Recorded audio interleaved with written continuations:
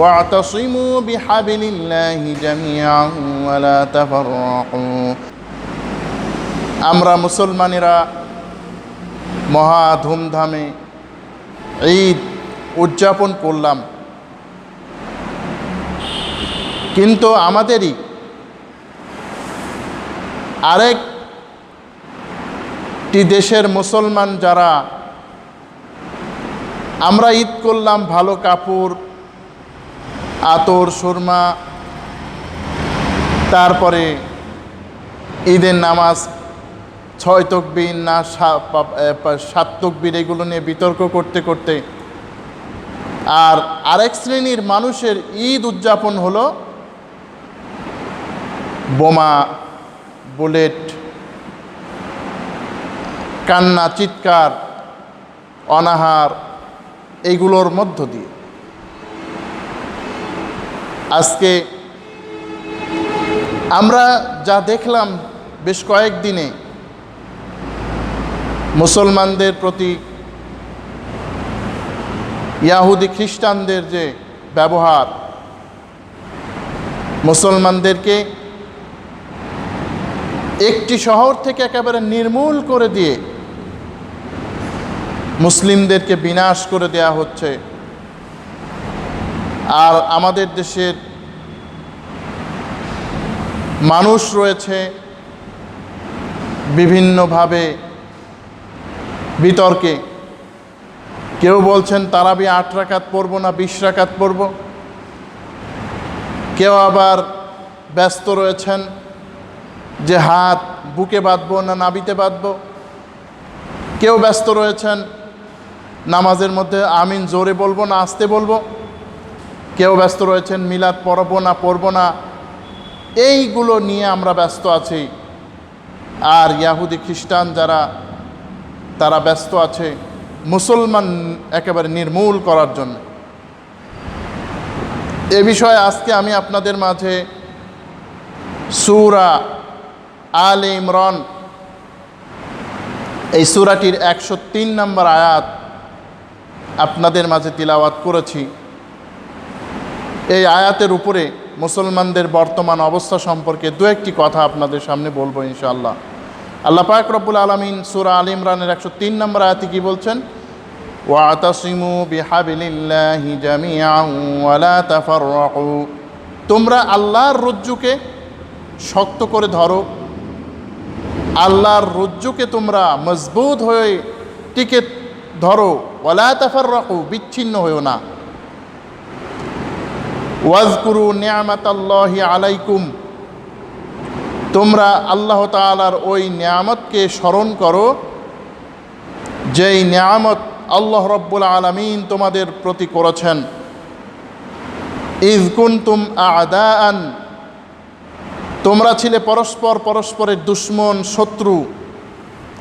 ফাআল্লাফা বাইনা কুলুবিকুম, আল্লাহ রব্বুল আলামিন তোমাদের মাঝে মিল মহব্বত সৃষ্টি করেছেন। ফাআসবাহতুম বিনি'মাতিহি ইখওয়ানা, তোমরা পরস্পরের ভাই হয়ে গেছো। ওয়া কুনতুম আলা শাফা হুফরাতিম মিনান নার, তোমরা ছিলে আগুনের কিনারায় দাঁড়ানো। ফাআনকাযাকুম মিনহা, আল্লাহ রাব্বুল আলামিন তোমাদেরকে ওই আগুন থেকে রক্ষা করেছেন। কাযালিকা ইউবাইয়িনুল্লাহু লাকুম আয়াতিহি লাআল্লাকুম তাহতাদুন, এভাবে করে আল্লাহ তাআলা তোমাদের মাঝে স্পষ্টভাবে তার আয়াতসমূহ বর্ণনা করতে চান যাতে তোমরা হেদায়েতের উপরে প্রতিষ্ঠিত থাকো। এই হচ্ছে আয়াতের সরল অনুবাদ। এবারে আমরা এর শানি নজুল বা প্রেক্ষাপট আমরা একটু দেখার চেষ্টা করি। আজকে আমরা ইয়াহুদি খ্রিস্টানদের চক্রান্ত দেখে অবাক হয়ে যাই। আমরা আজকে ইয়াহুদি খ্রিস্টানদের চক্রান্ত দেখে অবাক হয়ে যায় যে ইয়াহুদি খ্রিস্টানরা কেমন করেই বা এই কাজ সম্পাদন করলো, ইয়াহুদি খ্রিস্টানরা কি করে করতে পারলো। এই ইয়াহুদি খ্রিস্টানদের সাথে আমাদের বিরোধ আজকে নতুন নয়, বহুত পুরাতন বিরোধ। মুসলমান আজ ওই ইতিহাস ভুলে গেছে বলেই ইয়াহুদি খ্রিস্টানরা আজকে আমাদের মারতে পারছে।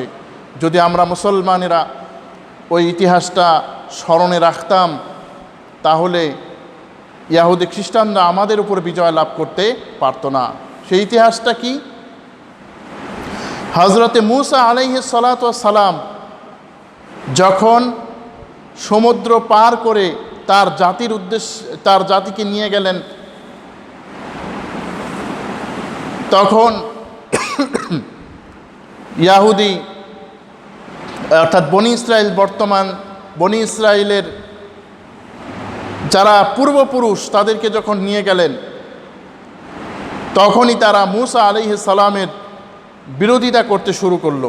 অর্থাৎ যেই নবী ফেরাউনের কবল থেকে বাঁচিয়ে দিলেন, উল্টো তার জাতি তারই বিরোধিতা করতে শুরু করলো, নবীদের বিরোধিতা করতে শুরু করলো। যখন মূসা আলাইহিস সালাম বললেন, যখন যুদ্ধের জন্য কওমে আমালিকার বিরুদ্ধে যুদ্ধ করার জন্য তিনি বললেন, তখন তারা অনেক ছুতো দিয়ে তারা বিরত থাকলো এবং মূসা আলাইহিস সালামকে অনেক উল্টাপাল্টা প্রশ্ন করতে শুরু করলো। একটা প্রশ্ন মূসা আলাইহিস সালামকে করেছিল যে, মূসা, তুমি যদি সত্যিই নবী হও তাহলে আল্লাহকে আমাদের দেখিয়ে দাও। এইভাবে তারা মূসা আলাইহিস সালাম তাকে কষ্ট দেওয়া শুরু করে দিল। একটা পর্যায়ে কষ্ট দিতে দিতে মূসা আলাইহিস সালাম ইন্তেকাল করলেন। এইভাবে হাজার হাজার আম্বিয়াদেরকে তারা হত্যা করে ফেলল। কারণ এই ইহুদি খ্রিস্টানদের তুষ্টি না সন্তুষ্ট হওয়ার জন্য তারা আম্বিয়া আলাইহিস সালাতু ওয়াস সালামদের হত্যা করলো। কোরআন কারীমের অনেক আয়াতে এগুলো বর্ণনা করা হচ্ছে। হত্যা করার পরে এইবারে যখন ঈসা আলাইহিস সালাতু ওয়াস সালাম আসলেন, তখন তারা ঈসা আলাইহিস সালামের বিরুদ্ধেও লেগে গেল এবং অবশেষে ঈসা আলাইহিস সালামকে জারদ সন্তান হিসেবে গণ্য করলো। নাউযুবিল্লাহ। এরপর ধারাবাহিকতার সাথে মুহাম্মদ সাল্লাল্লাহু আলাইহি ওয়াসাল্লাম চলে আসলেন। মুহাম্মদ সাল্লাল্লাহু আলাইহি ওয়াসাল্লামের সাথে ইহুদিদের বিরোধিতা শুরু হয়ে গেল একেবারে ছোটবেলা থেকেই। কেমন করে? আল্লাহর নবী সাল্লাল্লাহু আলাইহি ওয়াসাল্লাম যখন তিনি ছাগল চড়াচ্ছিলেন তার ভাইদের সাথে, তখন জিবরাইল আলাইহিস সালাতু ওয়াস সালাম এসে, ফেরেশতাগণ এসে আল্লাহর নবীর বক্ষ বিদারণ করে দিলেন। আল্লাহর নবী তার দুধ মা হালিমাতুস সাদিয়ার কাছে যে বললেন, মা, আমাকে তো এইভাবে বক্ষ বিতরণ করে ফেলল। তখন তিনি এক ইহুদি পণ্ডিতের কাছে গেলেন, তখন বললেন, হে জনমণ্ডলী, তোমরা আমাকেও মেরে ফেলো আর তোমরা এই মুহাম্মদকেও মেরে ফেলো। কেন? কারণ ওই ইহুদি বুঝতে পেরেছিল যে এই যুগের নবী হবে। এইভাবে আল্লাহর নবীর সাথে তার বিরোধিতা শুরু হয়ে গেল। আমি আপনাদেরকে বলতে চাচ্ছি যে এই নবীর সাথে ইহুদিদের বিরোধিতা নতুন নয়। যখন এরকম ঘটনা করলো, আল্লাহর নবী সাল্লাল্লাহু আলাইহি ওয়াসাল্লাম তিনি নবুয়ত লাভ করলেন। নবুয়ত পেতে পেতে এইবার তার কাছে একটি দল আসলো। ওই দলের একজন লিডার ছিল যার নাম ছিল ইবনুল ফেরাস, বাইহারা ইবনুল ফেরাস। ওই ব্যক্তি আল্লাহর নবীর উপরে ঈমান আনার কথা বলতে লাগলো। বললো, আমরা ইহুদির কাছে যাই। ইহুদিরা বলল, এই নবী যা কিছু বলেছে এটা কি ঠিক? মানে এই লক্ষণ বলে বলল যে, ইহুদিরা স্বীকার করলো যে এই নবী অবশ্যই হক নবী, তোমরা তার অনুসরণ করো। এইবারে যখন তার অনুসরণ করতে বলা হলো, তখন ইহুদিদের বলল, তোমরা কি অনুসরণ করবে না? বলে, না, আমরা এই নবীর সাথে হিংসা করি, কারণ এই নবী হচ্ছে ইসমাইলের সন্তান আর আমরা হচ্ছে ইসহাকের সন্তান। কথাটা বুঝতে পারলেন? হিংসা কোথায় থেকে শুরু। এইবারে আস্তে আস্তে আল্লাহ নবী সাল্লাল্লাহু আলাইহি ওয়াসাল্লাম মক্কায় দাওয়াত দেওয়া শেষে তিনি মদিনায় হিজরত করে চলে গেলেন। মদিনায় হিজরত করার পরে সেখানে ইহুদিদের 3টি গোত্র বসবাস করত। বনু নাজির, বনু কুরাইজা, বনু কাইনুকা। আর মদিনার দুইটি গোত্র ছিল, আউস এবং খাজরাজ, তারা ছিল মুশরিক। এইবার ইয়াহুদিরা চাচ্ছিল, ইয়াহুদিরা এদের মধ্যে যুদ্ধ বাজিয়ে দিচ্ছিল আর তারা সম্পদের মালিক হয়ে যাচ্ছিল। যখন আল্লাহ নবী সাল্লাল্লাহু আলাইহি ওয়াসাল্লাম তিনি যখন ইসলামের দাওয়াত দিলেন, ইয়াহুদিরা তো ইসলাম গ্রহণ করলো না। এবার ইয়াহুদিরা শুরু করে দিল এই নবীর বিরোধিতা, কোমর বেঁধে লেগে গেল। এইভাবে করে করে বদরের যুদ্ধ অনুষ্ঠিত হয়ে গেল। ইয়াহুদিরা হিংসার আগুনে জ্বলতে লাগলো যে এই মুসলমানদেরকে কিভাবে তাড়ানো যায়।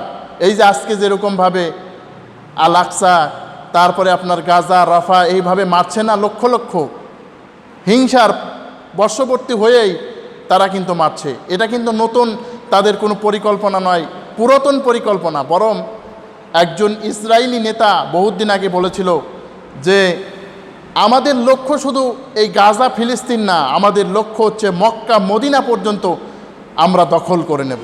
কারণ ওই মদিনায় ইয়াহুদিরা আগে ছিল, ওই মদিনা দখল করার জন্যই তাদের আসলে টার্গেট। যাই হোক, তো বদর যুদ্ধ যখন হয়ে গেল, মুসলমানরা মিলেমিশে থাকা শুরু করে দিল, মুসলমানরা মিল মহব্বতের সাথে দিন কাটাতে লাগলো। এইবারে ইয়াহুদিদের তো জ্বালা অনেক বেশি। তখন শাস ইবনুল কায়েস নামক একজন ইয়াহুদি বুড়ো মানুষ ছিল। ওই মানুষ দেখলো যে মুসলমানরা এত ভালো চলছে কেন, মুসলমানদেরকে কিভাবে ক্ষতিগ্রস্ত করা যায়। সুতরাং আউস এবং খাজরাজের মধ্যে যে বিরোধিতা আছে, ওই বিরোধিতা আরও চাঙ্গা করে দাও। সুতরাং সে কবিতা পাঠ করতে লাগলো। কবিতা পাঠ করার সাথে সাথে আবার তাদের মধ্যে যুদ্ধের দাবানল শুরু হয়ে গেল। আগে যে হিংসা ছিল, মুসলমানদের মধ্যে হিংসা শুরু হয়ে গেল। আল্লাহর নবী সাথে সাথে উপস্থিত হলেন, বললেন আমি এখন আছি আর তোমরা এখন এইভাবে যুদ্ধ করছো। আল্লাহর নবী নিভিয়ে দিলেন। আল্লাহ রাব্বুল আলামিন কোরআন কারীমের সূরা আল ইমরান 102 থেকে 110 নম্বর আয়াত পর্যন্ত নাজিল করলেন যে ইয়াহুদিরা কীরকম হতে পারে, মুসলমানদের করণীয় কি, এ সম্পর্কে আল্লাহ রাব্বুল আলামিন মুসলমানদেরকে নির্দেশ দিলেন। এইবারে মুসলমানদের বিরুদ্ধে ইয়াহুদিদের চক্রান্ত থামল না। বদরের যুদ্ধ হয়ে গেল। ওহুদের একটু বিপদ হলেও মুসলমানরা মোটামুটিভাবে তাল সামনে নিয়ে তারা চলল। খন্দকের যুদ্ধ যখন হবে, তখন ইয়াহুদিরা চিন্তা করলো যে মুসলমানদেরকে তো আমরা ধ্বংস করতে পারলাম না, বরং মুসলমানরাই তো আমাদেরকে আমাদের মাতৃভূমি মদিনা থেকে বেরি করে দিল, আমরা খায়বারিন গেলাম। সুতরাং কি করে মুসলমানদের শেষ করা যায়। তখন কিছু ইয়াহুদি নেতা, হুয়াই ইবনে আখতাব, কেনানা ইবনে রবি, আরও কয়েকজন নেতা, তারা মক্কার মুশরিকদের কাছে গেল যে মুসলমানদের বিরুদ্ধে তোমরা লড়াই করো, মুসলমানদের বিরুদ্ধে তোমরা যুদ্ধ করো, আমরা তোমাদের সাহায্য করব। এইবারে মুশরিকরা তো বেশ আনন্দিতই হয়ে গেল, শক্তি পাওয়া গেল, মুহাম্মদকে এবারে নির্মূল করে ছাড়বে, নাউজুবিল্লাহ। সুতরাং তারা উভয় খন্দকের যুদ্ধ করতে আসলো। আল্লাহ রাব্বুল আলামিন মুসলমানদেরকে তাদের ঈমানের কারণে মুসলমানদেরকে রক্ষা করলেন এবং মুশরিকদেরকে বিতাড়িত করে দিলেন। আল্লাহ নবী এবার বনু কুরাইজা, মদিনায় যারা ছিল সবাইকে তিনি মৃত্যুদণ্ড দান করলেন খেয়ানত করার জন্যে। এইবারেও বসে নাই। এবারে আল্লাহর নবী দেখলেন যে তারা বিভিন্নভাবে ষড়যন্ত্র করছে, বিভিন্নভাবে তারা মুসলমানদের বিরোধিতা করছে ইয়াহুদিরা। সুতরাং খাইবারে আল্লাহর নবী তাদেরকে পর্যদস্ত করে দিলেন। এইবারে ইয়াহুদিদের মনে আসলো এই মুহাম্মদকে শেষ করে দিতে হবে। তাদের ধারণা হয়েছিল যে মুহাম্মদকে শেষ করতে পারলেই মুসলমানদের শেষ করা যাবে, নাউজুবিল্লাহ। অথচ মুহাম্মদ সাল্লাল্লাহু আলাইহি ওয়াসাল্লাম একজন নবী। ওয়ামা মুহাম্মাদুন ইল্লা রাসূল ক্বাদ খালাত মিন ক্বাবলিহির রাসূল, মুহাম্মদ সাল্লাল্লাহু আলাইহি ওয়াসাল্লাম তো একজন রাসূল, তার পূর্বে অনেক নবী রাসূলরা অতিবাহিত হয়ে গেছেন। সুতরাং তারা মুহাম্মদ সাল্লাল্লাহু আলাইহি ওয়াসাল্লামকে বিষ খাইয়ে মারার জন্য চেষ্টা করলো, এতেও তারা ব্যর্থ হয়ে গেল। আল্লাহ তাদের হেফাজত, তাদের থেকে আল্লাহ নবীকে বাঁচিয়ে দিলেন। এইবার তারা দেখলো যে কি করে মুহাম্মাদের দিনকে শেষ করা যায়।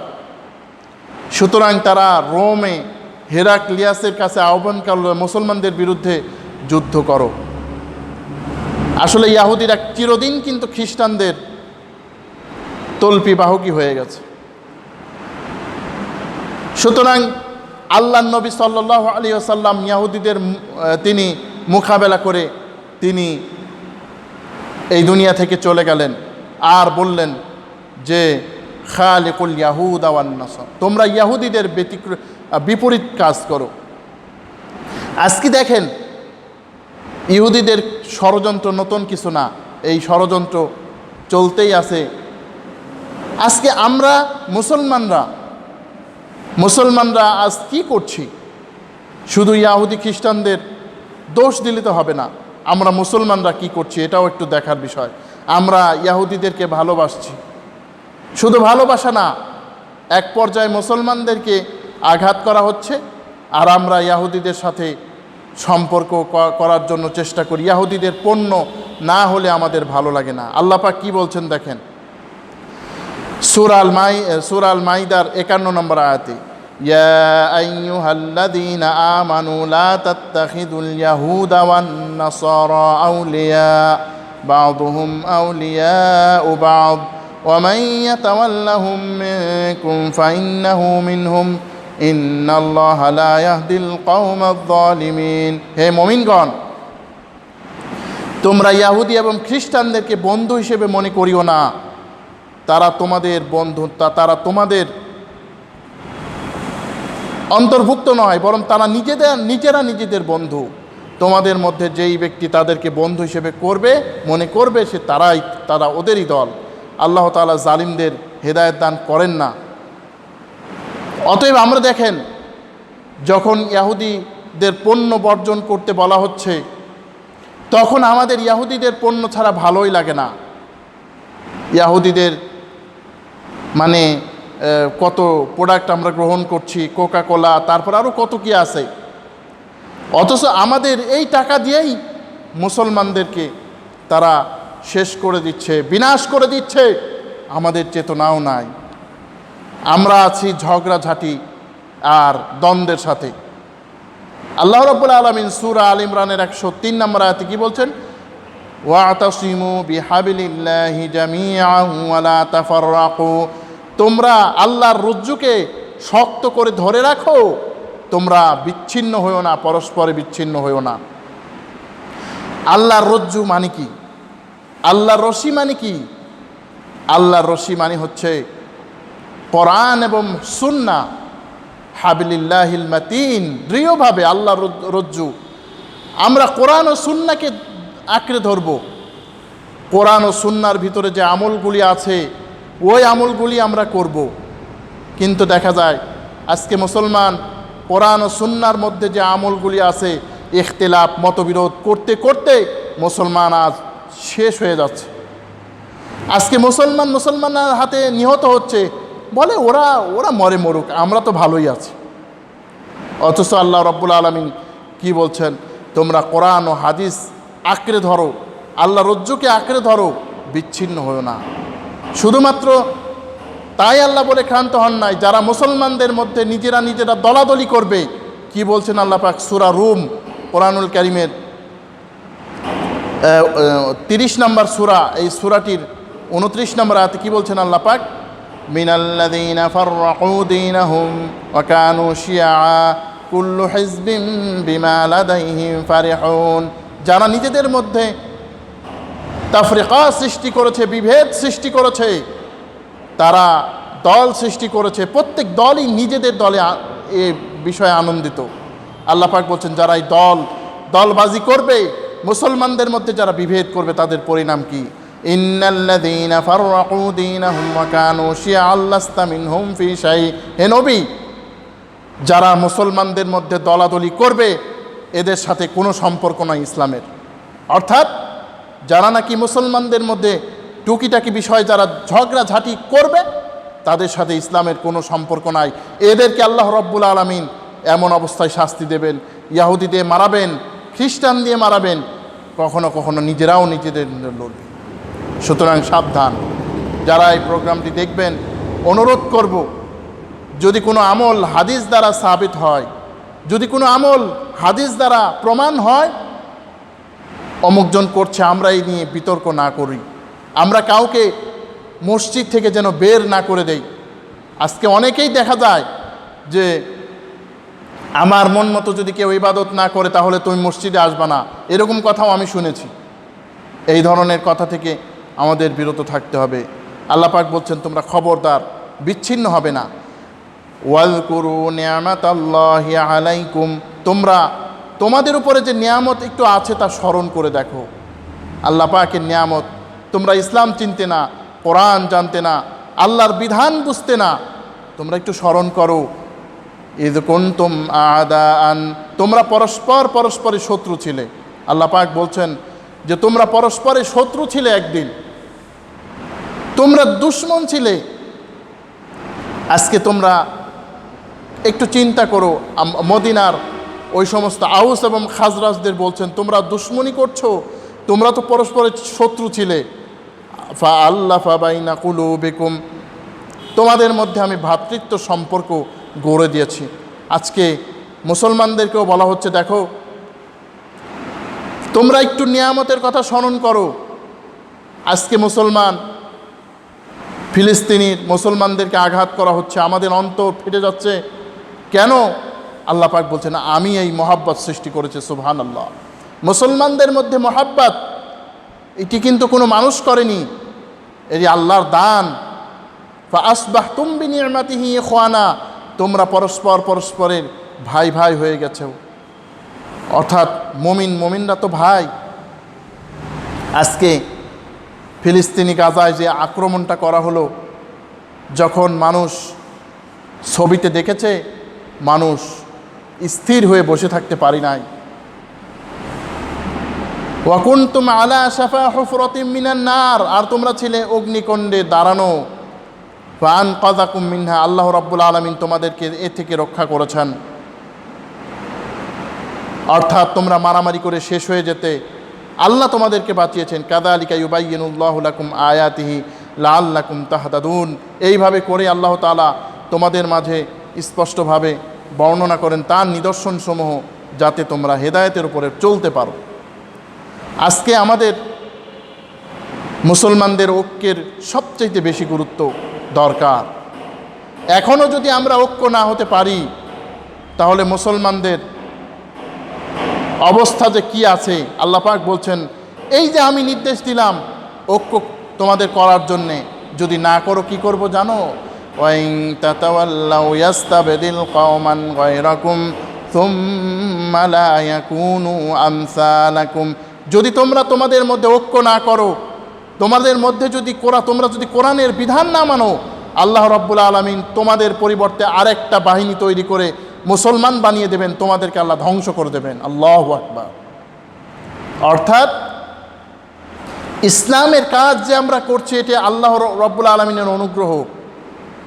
এমন না যে আমরা ইসলামের কাজ না করলে মনে হয় ইসলামের অমুক ক্ষতি হবে তমুক ক্ষতি হবে। না, তোমরা যদি ইসলামের কাজ না করো তাহলে আল্লাহর কোনো যায় আসে না। তোমরা যদি পরস্পরে বিভেদ করতে থাকো তাহলে আল্লাহর কোনো যায় আসে না। এমন বাহিনী তিনি তৈরি করবেন যে তোমরা কিছুই করতে পারবে না, তোমাদের চাইতে অন্য ভালো মানুষ আল্লাহ পাক নিয়ে আসবেন। আল্লাহ পাক রব্বুল আলামিন কোরআনুল কারীমের মধ্যে সূরা আত-তাওবা, এই সূরাটির 38 থেকে 41 নম্বর আয়াতে বলছেন, ইয়া আইয়ুহাল্লাযীনা আমানু মা লাকুম ইযা ক্বিলা লাকুম মুনফিরু ফি সাবিলিল্লাহি সাকালতুম ইলাল আরদ, হে ঈমানদারগণ, তোমাদের কি হয়েছে যখন জমিনের মধ্যে তোমাদেরকে ডাকা হয় আল্লাহর রাস্তায় জিহাদ করার জন্য, তখন তোমরা জমিনকে আঁকড়ে ধরো কেন? আজকে আমরা অনেকেই ভয়ে কথা বলছি না যে হায় হায় এ ধরনের কথা বললে যদি আবার ইহুদি খ্রিস্টান নাখোশ হয়, আমরা তাহলে কি করে খাবো, আমরা চলবো কিভাবে? আবার অনেক মসজিদেও এই কথা আমরা বলছি না যে যদি এই কথা বলি তাহলে মুসল্লিরা যদি বেজার হয়ে যায় তাহলে আমরা চলবো কিভাবে? আল্লাহ পাক বলছেন কি ব্যাপার, তোমরা দেখি জমিনকে একারে আঁকড়ে ধরে আছো। আর রাদিতুম বিল হায়াতিদ দুনিয়া মিনাল আখিরাহ, তোমরা কি তাহলে এই দুনিয়ার জীবন, এই দুনিয়ার সম্পদ পেয়েই খুশি হয়ে গেলে আখিরাতকে তোমরা ডিনাই করবে, আখিরাতকে তোমরা পরিত্যাগ করবে? আল্লাহ পাক বলছেন অথচ ফামা মাতাউল হায়াতুদ দুনিয়া ফিল আখিরাতি ইল্লা কলিল, আল্লাহ রাব্বুল আলামিন বলেন আখিরাতের তুলনায় দুনিয়া বড় অল্প, বড় এর দাম অতি অমূল্য, একেবারে মূল্যহীন। দুনিয়ার কোনো মূল্য নাই আখিরাতের কাছে। তোমরা এই যে দুনিয়ার মহাব্বতে আজকে তোমার ভাই শেষ হয়ে যাচ্ছে আর কিছুই বলতে পারছো না, তুমি কি মনে করো এই দুনিয়া তোমার কাছে চিরদিন থাকবে? আল্লাহ রাব্বুল আলামিন বলছেন দুনিয়ার মূল্য অতি সামান্য। ইমাম ইবনুল কাইয়িম রাহিমাহুল্লাহ তাআলা বলেন যে দুনিয়াকে যে আঁকড়ে ধরে তার দৃষ্টান্ত হচ্ছে কেউ 2 হাত দিয়ে পানি এইভাবে মুঠ করে ধরে রেখেছে, এইভাবে ধরে রেখেছে, অথচ মুঠ করে ধরে রাখলে এই পানি কতক্ষণ টিকবে? একটুও তো টিকবে না। দুনিয়ার দৃষ্টান্ত হলো এরকম। আল্লাহ পাক বলছেন যদি তোমরা মুসলমানদের সাহায্যে এগিয়ে না যাও, যে যেভাবে পারো ওইভাবে যদি না যাও, মান রাআ মিনকুম মুনকারান ফালইউগাইয়িরহু বিয়াদিহি, আল্লাহর নবী কি বলেন, যদি তোমাদের মাঝে কোনো মুনকার কাজ তোমরা দেখতে পাও তাহলে তোমরা একে 2 হাত দ্বারা তোমরা প্রতিরোধ করো। অর্থাৎ যারা শাসকবর্গ আছেন তাদের দায়িত্ব ছিল এই যে ফিলিস্তিনি যেই সমস্ত মুসলমানরা আজকে কি মর্মান্তিকভাবে নিহত হলো, তাদের দায়িত্ব ছিল যে 2 হাত দিয়ে তাদেরকে সরিয়ে দেওয়া। যদি তা না পারো ফাইল্লাম ফাবিলিসানি, যদি তাও না পারো তাহলে নিজের জবান দ্বারা তোমরা প্রতিরোধ করো, বলতে থাকো, হুঙ্কার দিতে থাকো। আজকে তো হুঙ্কার দেওয়ারও কেউ নাই আমাদের মুসলিম সমাজে। তোমরা হুঙ্কার দিতে থাকো।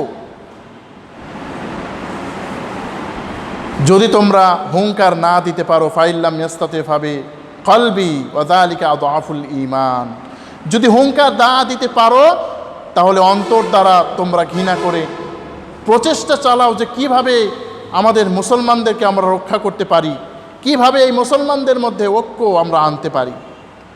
যদি না আনো তাহলে যদি এটা সবচেয়ে দুর্বল ঈমানের পর্যায়, আর যদি এটা না পারো তাহলে কিন্তু ঈমানের শেষ পর্যায়েও তোমাদের বাকি থাকবে না। ইল্লা তানফিরুহু ইউআযিবুকুম আযাবান আলীমা, তোমরা যদি না আগাও, তোমরা যদি না বের হও আল্লাহর রাস্তায় যুদ্ধেও, অথবা আল্লাহর রাস্তায় যেইভাবে তোমাদেরকে বলা হয় পণ্য বর্জন করতে বলা হোক আর যাই বলা হোক, যদি বের না হও ইউআযিবুকুম আযাবান আলীমা, তাহলে আমি তোমাদেরকে ভয়াবহ আযাব প্রদান করব।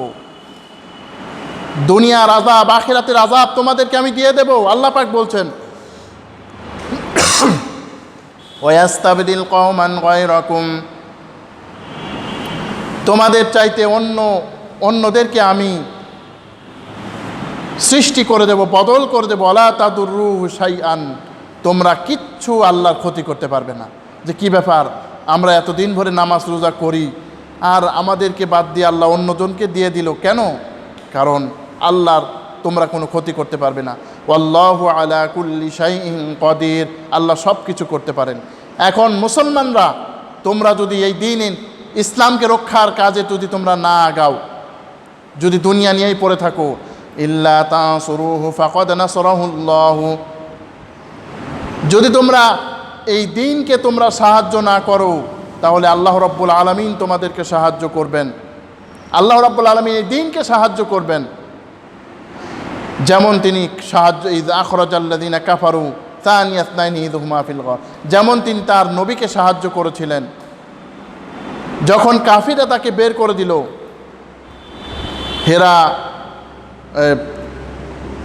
হেরা গুহা নয়, যখন কাফিররা তাদেরকে বের করে দিল সুর পর্বতে, আল্লাহর নবী আশ্রয় নিলেন। আশ্রয় নেওয়ার পরে এবারে আবু বকর বলছেন, ইয়া রাসূলুল্লাহ, আমরা তো ধরা পড়েছিলেন গেলাম। তিনি বললেন, লা তাহজান ইন্নাল্লাহা মা'ানা, ভয় করিও না, আল্লাহ আমাদের সাথে আছে। সুতরাং হে মুসলমানরা, আল্লাহ পাক বলছেন, তোমরা যদি মুসলমানদের সাহায্য না আসো, আল্লাহর দ্বীনের হেফাজতে যদি না আসো, আল্লাহ কিন্তু তোমাদের ধ্বংস করে দেবেন। এজন্য আমরা একটু সচেতন থাকি, আমরা একটু দেখি যে আমরা মুসলমানদেরকে কিভাবে রক্ষা করতে পারি আল্লাহর দ্বীন। এটা মনে রাখবেন, আল্লাহর দ্বীন যদি হেফাজত থাকে, মুসলমানরাও হেফাজতে একাই থাকবে। সুবহানাল্লাহ। এজন্য আমাদেরকে বেশি বেশি আমলের মাধ্যমে আমাদেরকে কিন্তু নিজেদেরকে শক্তিশালীও করতে হবে। এক নম্বরে আমরা 5 ওয়াক্ত যে সলাত, এই সলাতটা আমরা আদায় করব, কারণ এই সলাত হচ্ছে দ্বীনের